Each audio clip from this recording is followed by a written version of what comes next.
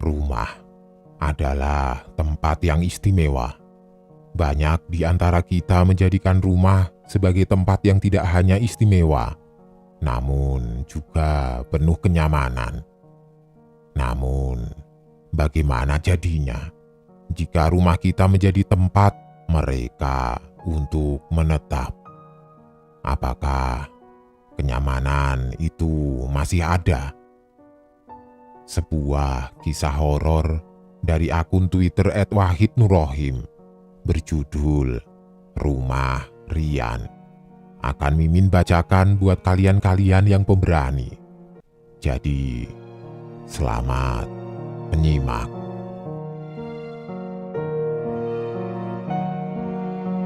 Memang benda itu yang membawa mereka ke rumah ini. Namun, kenapa setelah benda itu pergi, mereka tetap tinggal di sini? Sebenarnya, apa yang membuat mereka tetap tinggal di sini? Tanyaku pada diri sendiri kala itu. Sebelum masuk ke cerita, izinkan aku memperkenalkan diri terlebih dahulu. Perkenalkan, namaku Rian. Iya, kalian bisa memanggilku dengan nama itu. Di sini aku akan membagikan cerita singkat mengenai kisah yang ada di rumahku saat ini. Mungkin kisah ini akan terdengar tidak asing di telinga kalian. Karena apa? Iya, karena salah satu kejadian yang akan aku ceritakan mungkin pernah kalian tonton di film horor kenamaan. Jadi, kisahnya begini. Rumah yang aku tempati sekarang ini dulunya adalah rumah bantuan dari pemerintah yang kudapatkan dari seseorang yang telah dijual. Jadi dikarenakan si pemilik rumah ini sudah memiliki rumah baru, maka dari itu rumah ini dijual dan dibeli oleh keluargaku. Rumah ini bukanlah rumah yang bertipe besar dan megah. Iya, seperti rumah-rumah penduduk pada umumnya. Namun, berdasarkan cerita yang beredar, sebelum aku menempati rumah itu ternyata terdapat kisah horor yang ada pada rumah yang akan menjadi tempat singgahku ini. Jadi, waktu aku sebelum pindah ke rumah ini, aku survei lokasi bersama bapakku dan ternyata rumahnya oke.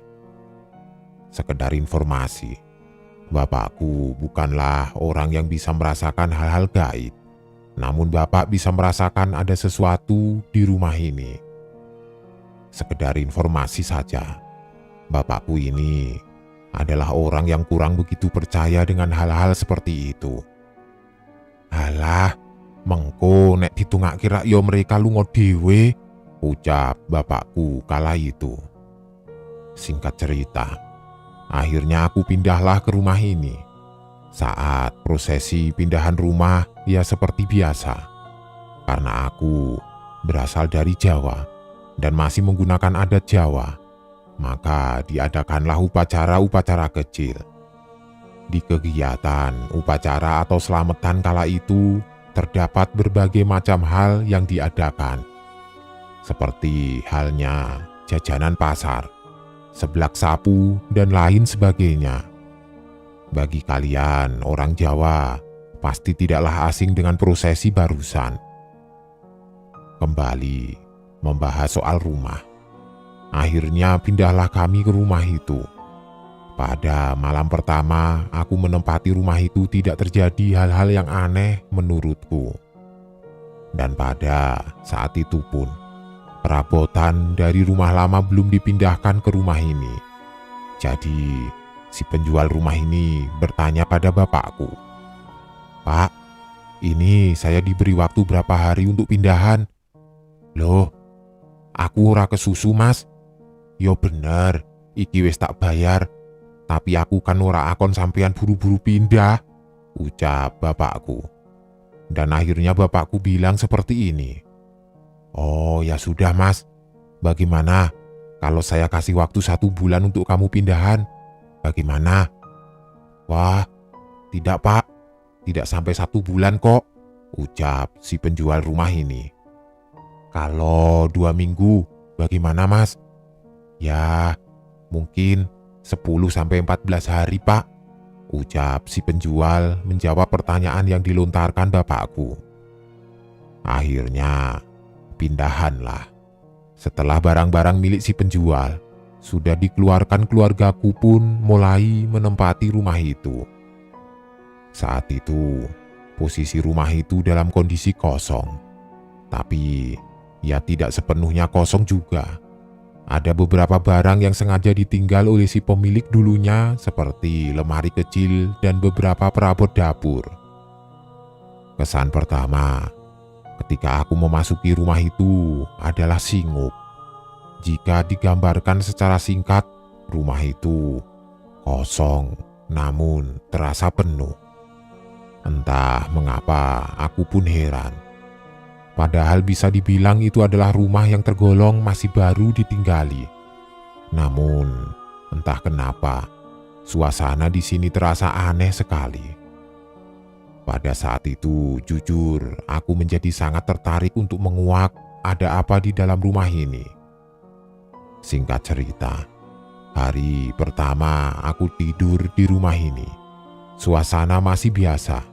Tidak ada sesuatu hal yang harus kutakuti saat itu. Oh, oke. Rumah ini memang oke, ucapku kala itu. Walaupun dengan suasana yang mencekam, akan tetapi aku masih bisa menerima kondisi dan suasana di sana. Tapi setelah barang-barang dari rumah lamaku mulai dipindahkan ke rumah ini, disinilah mulai ada hal-hal yang tidak bisa dipikir secara logika. Setelah perabotan dari rumah lama dipindahkan ke rumah baru, begini ceritanya. Jadi, waktu itu memang mengamalkan beberapa petuah Jawa lama. Pada malam itu, aku tidur dengan posisi mujur mayit.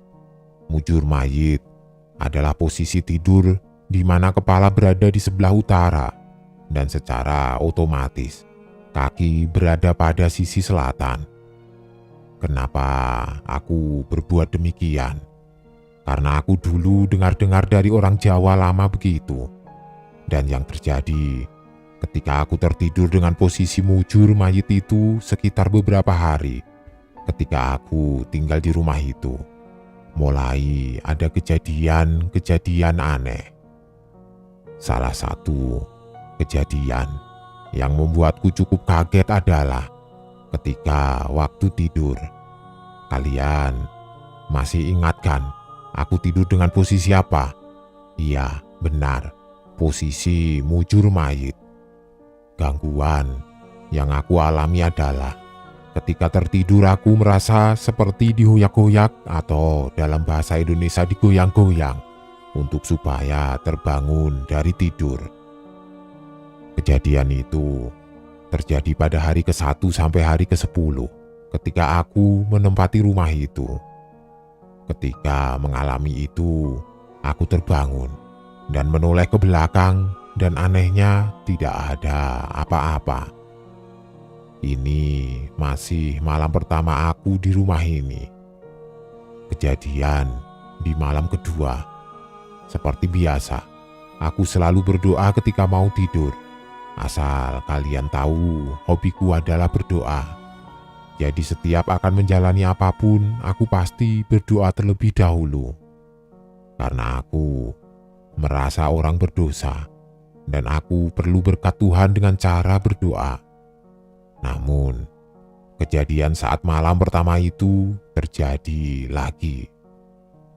Namun, pada saat kejadian di malam kedua, saat posisi aku sedang digoyang-goyangkan, aku membuka mata namun tidak menoleh. Dan dengan jelas, aku merasakan bahwa tubuhku memang benar-benar digoyang-goyang. Wah, ini tidak beres, pikirku saat itu.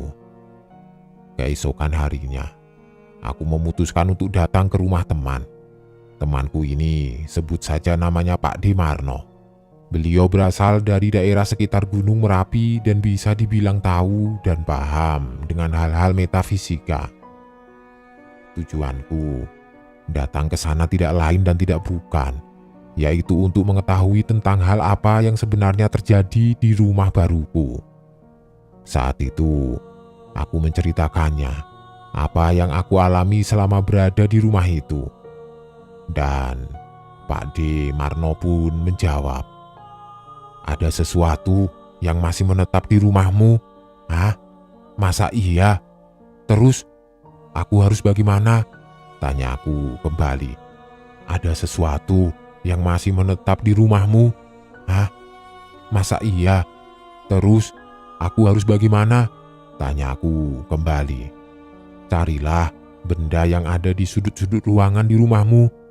Akan ada bungkusan kain kafan yang berisikan mantra," ucap Pak D. Marno. "Kamu harus mencabutnya supaya mereka bisa pergi dari rumahmu.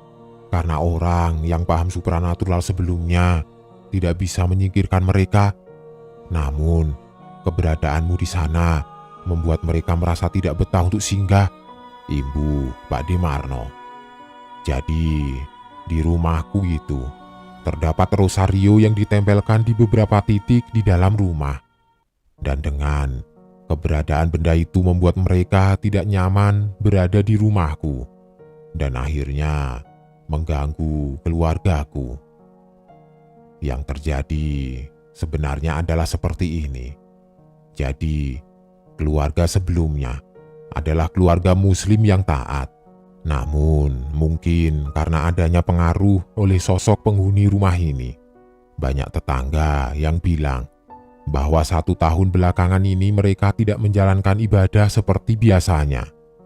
Seperti suaminya yang sudah jarang ke masjid, Jumatan pun pindah-pindah masjid sesuai dengan moodnya dia, dan anaknya juga sama.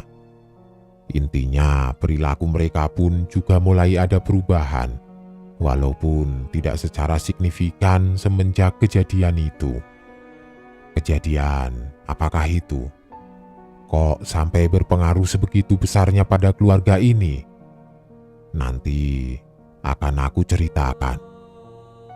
Kembali ke cerita tentang bungkusan kain kafan yang berisikan mantra tadi. Waktu itu, lebih tepatnya ketika aku pulang kuliah. Waktu itu aku masih kuliah semester 2 atau 3.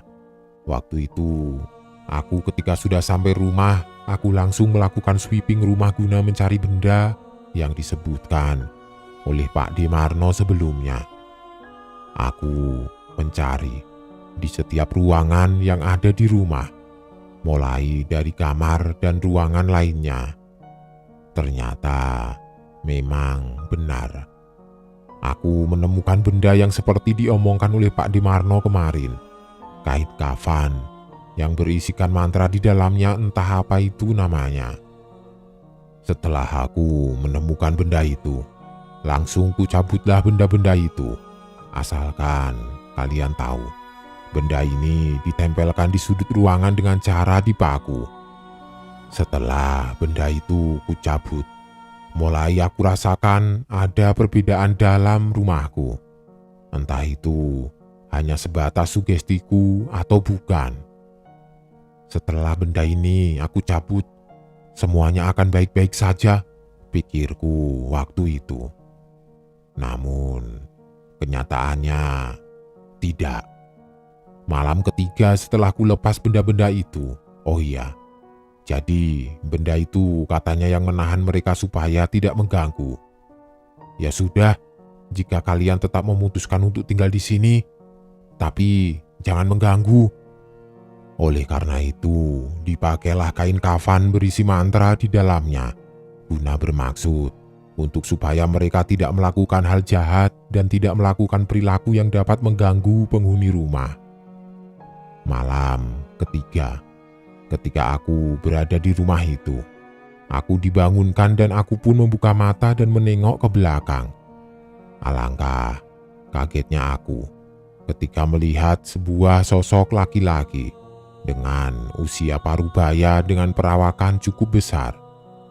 Aku tahu kalau sosok itu berusia agak tua, dikarenakan dahinya yang mulai berkeriput dengan kondisi hidung ke bawah rusak. Sosok itu tepat berada di belakang punggungku. Di saat aku menolehkan kepala ke belakang, sosok ini langsung lari menuju ke belakang ke arah dapur. Aku sebagai lelaki, ya walaupun sebenarnya aku merasa takut dengan setan, akan tetapi aku berpikir, ini rumahku dan aku harus lebih berani. Akhirnya aku mengejar sosok itu ke arah dapur, dan saat aku sampai ke pintu dapur, saat itu posisi pintu dapur masih dalam keadaan terkunci dan tertutup. Oh, oke. Berarti yang barusan memanglah makhluk halus, karena tidak mungkin orang bisa menembus dan melewati pintu yang masih tertutup dan terkunci, ucapku kala itu. Setelah kejadian itu aku berpikir, semakin kesini kok semakin menyebalkan dan semakin menjadi-jadi ya.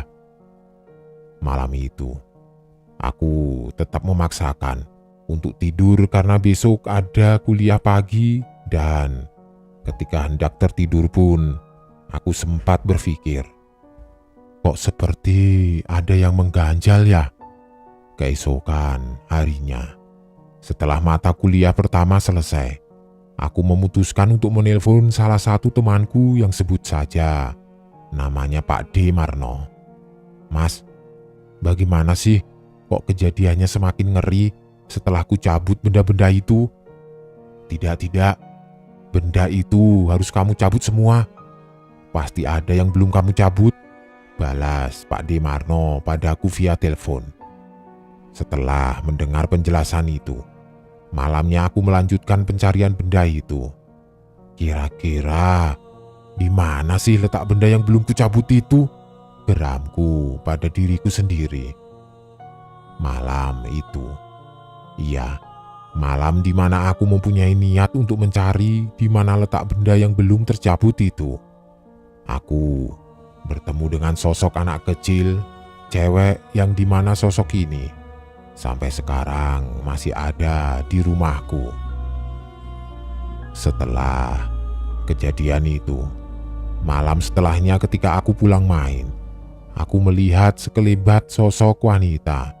Sosok ini berbeda dengan sosok yang aku temui sebelumnya. Jadi sebenarnya ada 3 sosok yang ada di rumahku kala itu. Laki-laki paruh baya dengan kondisi hidung ke bawah rusak. Sosok anak kecil cewek yang selalu menunduk, dan yang kulihat saat ini sosok perempuan. Untuk sosok perempuan itu berada pada bagian ruang makan. Jadi ketika waktu aku pulang, melepas sepatu dan hendak pergi ke belakang untuk mencuci kaki, aku melihat sosok perempuan itu. Pada awalnya, sebelum benda berwujud kain kafan berisi mantra itu aku cabut, tidak ada gangguan semacam ini di rumah. Namun entah mengapa, setelah benda itu aku cabut, malah banyak sekali kejadian aneh yang ada di rumahku kala itu. Jujur, saat itu aku merasa sangat resah. Akhirnya, aku memutuskan untuk sweeping 1 kali lagi guna mencari apakah benar masih ada benda itu yang belum kucabut. Aku mencoba mencari dari depan, di kamarku, di setiap pojokan ruang tamu, namun tidak kutemukan benda itu.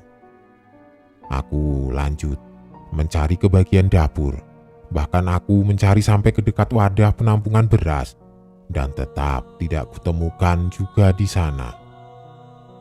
Ternyata memang benar, masih ada 1 benda itu yang belum kucabut. Ternyata selama ini benda itu ada di pojokan toilet. Benda itu dipakukan di tembok pojokan kanan sebelah WC. Jadi ketika aku jongkok, benda itu berada di belakangku. Sekedar informasi saja, ternyata di setiap ruangan dikasih benda itu. Benda itu ditempelkan dengan cara dipaku ke tembok.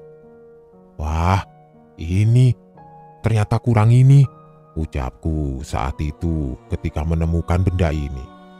Akhirnya, ku lepaskanlah benda berwujud kain-kain kafan yang berisikan mantra itu. Setelah itu, aku memutuskan untuk istirahat karena waktu itu jam sudah menunjukkan sekitar jam 2:30 pagi.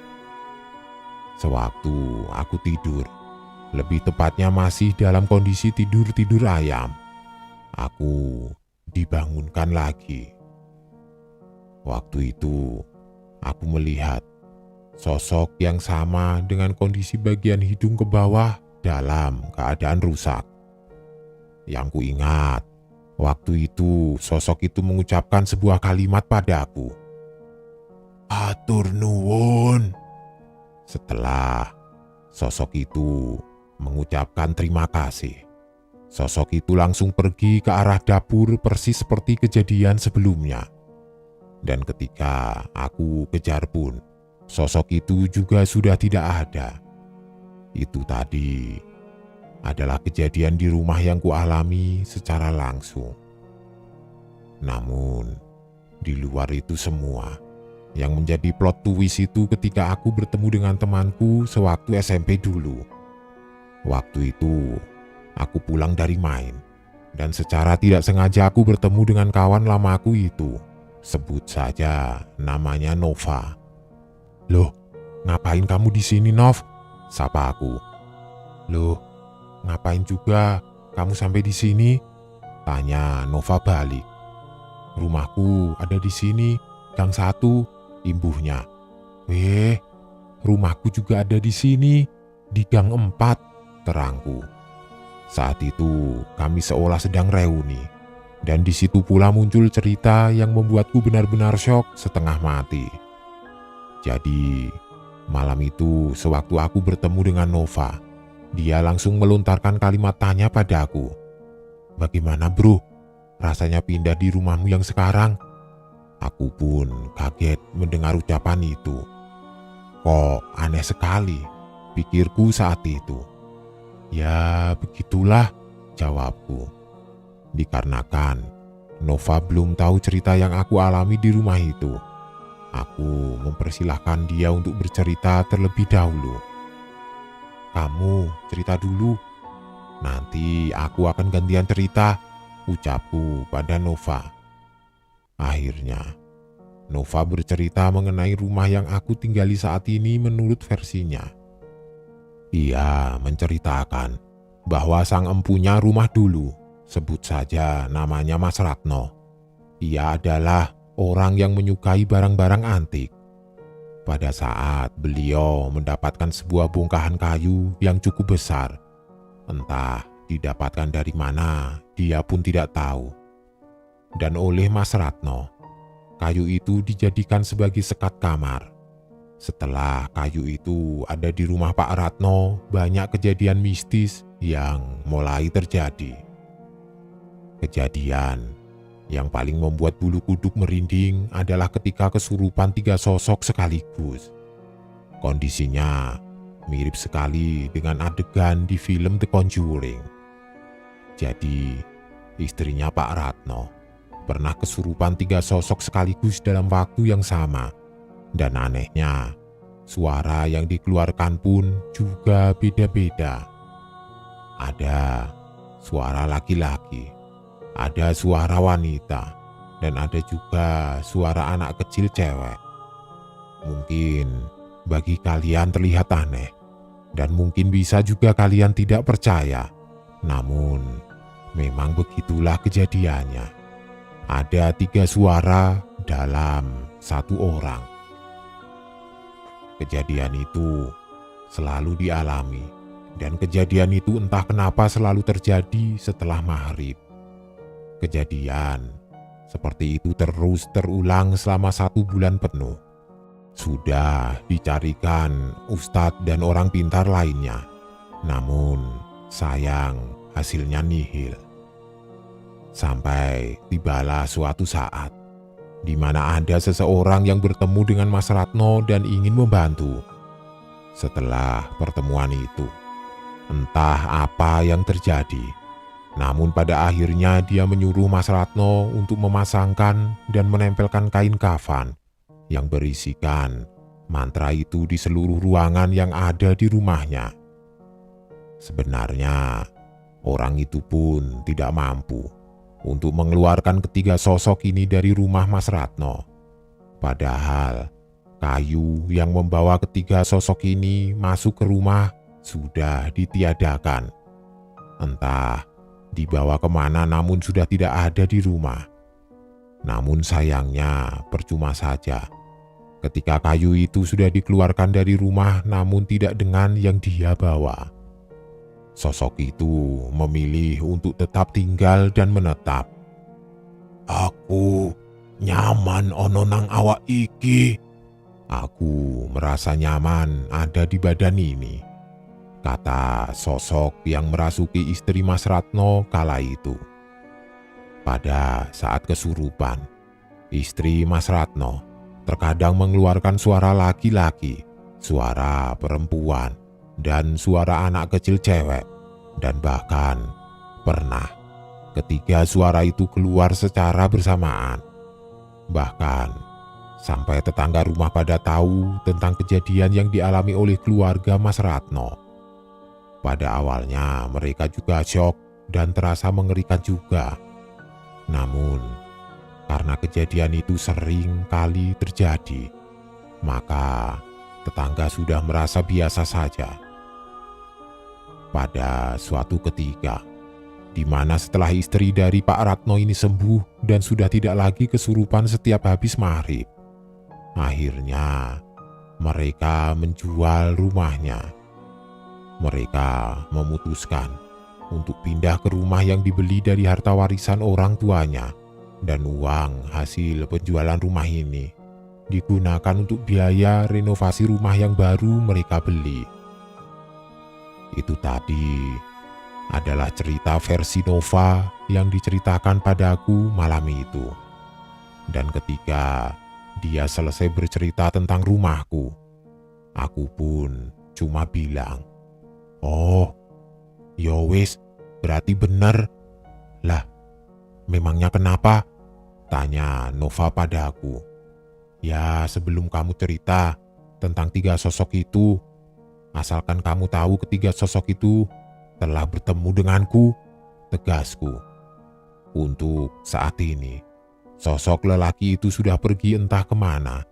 Begitupun dengan sosok perempuan itu. Namun, tidak dengan sosok adik kecil cewek itu. Sosok adik kecil itu memilih untuk tetap tinggal di rumahku, dan dia juga sudah berjanji untuk tidak mengganggu. Jadi, waktu itu, ada salah satu temanku yang menemukan cara untuk bisa berkomunikasi dengan sosok adik kecil ini. Akhirnya terjadilah proses mediasi yang dimana saat itu aku bilang, 'Kamu mau menampakkan wujudmu padaku dan kepada bapakku tidak apa. Namun, jangan menampakkan wujud di depan ibuku, karena dia orangnya penakut. Jikalau kamu ingin menakutiku, aku persilahkan. Dan apabila sampai janji ini kamu langgar, maka dengan sangat terpaksa, kamu bakalan aku siksa,' ucapku sewaktu proses berkomunikasi dengan sosok adik kecil itu. Dan sosok adik kecil itu berjanji untuk tidak melanggar itu. Bahkan untuk sosok anak kecil ini adalah penjaga rumah yang baik menurutku. Apabila orang rumah lupa mematikan kompor, dia biasanya menjatuhkan barang-barang di dapur. Sosok ini mengganggu anjingku di saat pintu gerbang lupa digembok.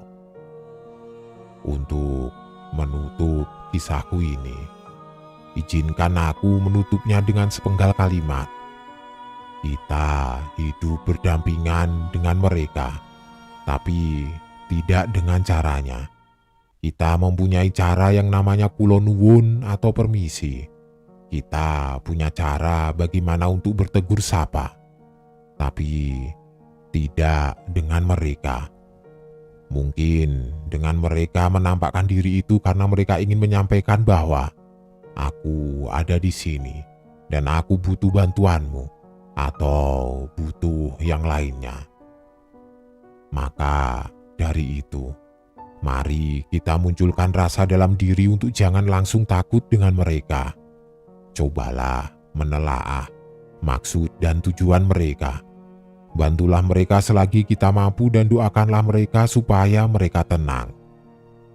Kebetulan, di bulan November ini, umat Katolik sedang ada di bulan yang namanya bulan arwah.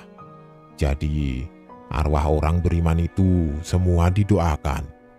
Bahkan untuk umat beriman dari agama Hindu, Buddha, Islam, Katolik, dan Kristen itu, menurut umat Katolik itu didoakan setiap hari, terutama untuk arwah mereka yang masih terkatung-katung di dunia karena meninggal tidak pada kodratnya. Pesanku cuma itu. Semoga menjadi pembelajaran buat teman-teman yang lain. Dimanapun kalian berada, dimanapun teman-teman pindah atau berada di tempat baru, usahakan untuk selalu mengucap salam atau kula nuwun. Orang Jawa terkenal dengan tata kramanya, terkenal dengan kesopanannya, maka alangkah baiknya ucapkanlah salam. Dengan begitu, mereka yang melihat kita akan merasa dihormati, dan apabila nantinya mereka menampakkan diri kepada kita, mungkin itu adalah cara mereka menyapa kita. Sekian, semoga kalian bisa mengambil pelajaran dari kisah barusan.